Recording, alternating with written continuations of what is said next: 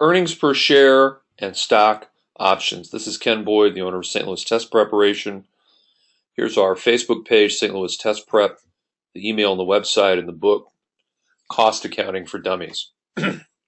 Let's start off with a very basic conversation about earnings per share at a very, very basic level. So here's your balance sheet, assets, liabilities, and equity. Here's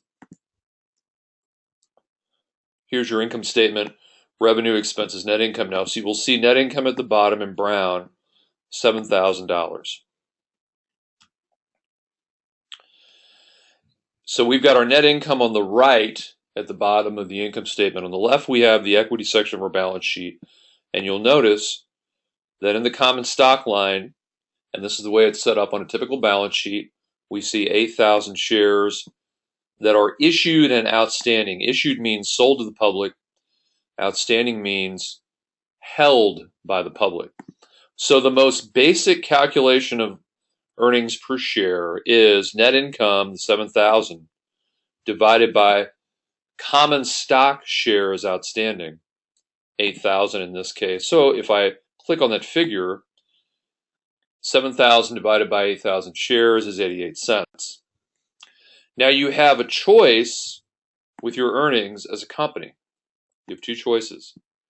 You can pay those earnings as a dividend to reward shareholders, or you can keep those dividends as retained earnings and use those earnings to expand your business or provide assets to use in your business down the road. Those are your choices. So that is a very basic conversation about retained earnings. Let's use that knowledge and go over here to stock options. Stock options are a security that dilutes earnings. Any security that can be converted into common stock is what we call a dilutive security. And when we do a calculation of diluted earnings per share calculates earnings per share, assuming that every security that can be converted into common stock is converted into common stock. So in this example, we would assume if we had stock options outstanding that all the stock options are converted. So Levi's Jeans Company has 8,000 shares of common stock issued and outstanding. We have additional paid-in capital of $24 a share. We have net income of $7,000, and you saw the earnings per share earlier. Now we throw in the issue of stock options. So Joe Clark is the CEO of Levi's Jeans.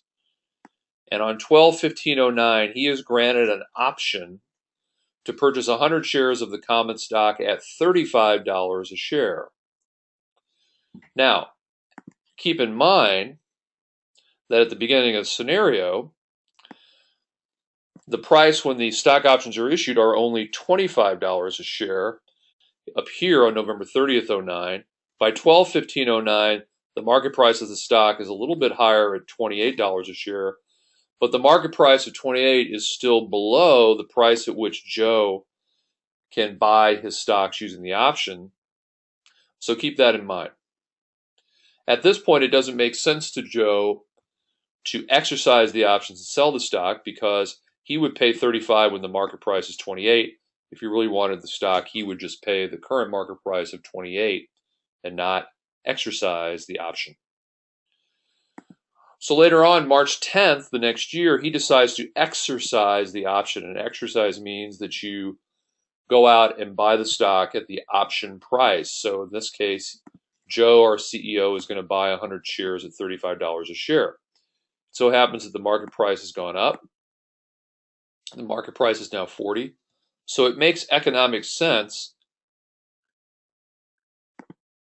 for Joe to buy the stock at 35 using his option when the market price is at 40.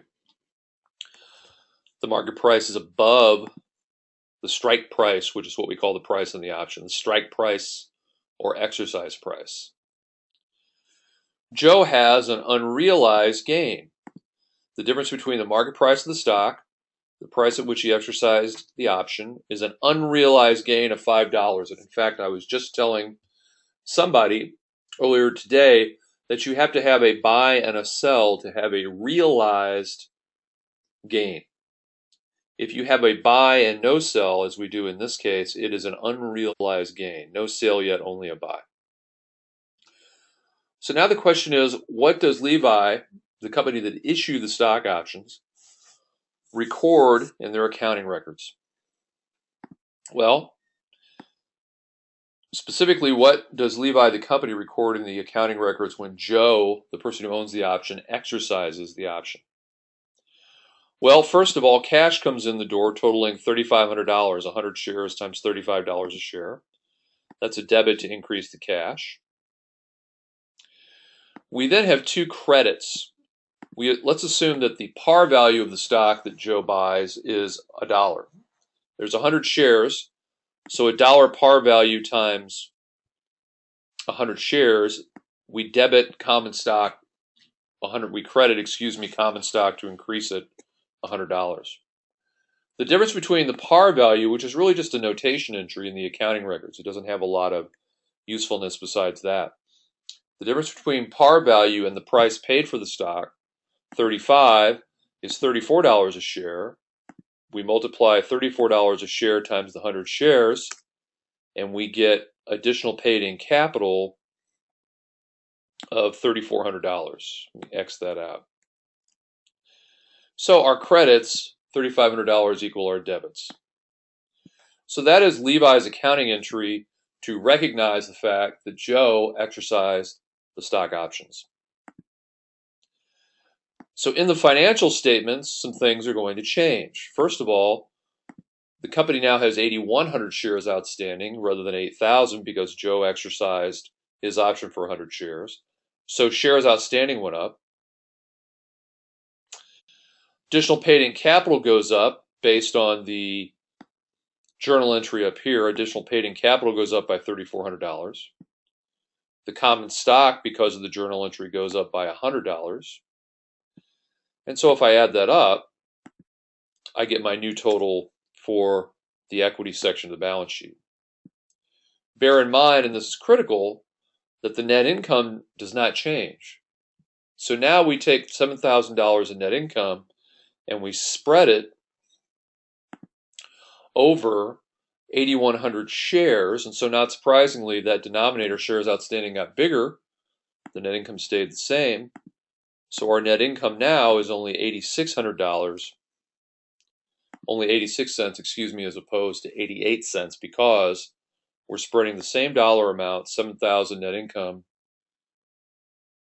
over more shares. So what we just learned about was a stock option, where somebody's granted a stock option to buy stock at a certain price. The market price goes up so that it's above the option price.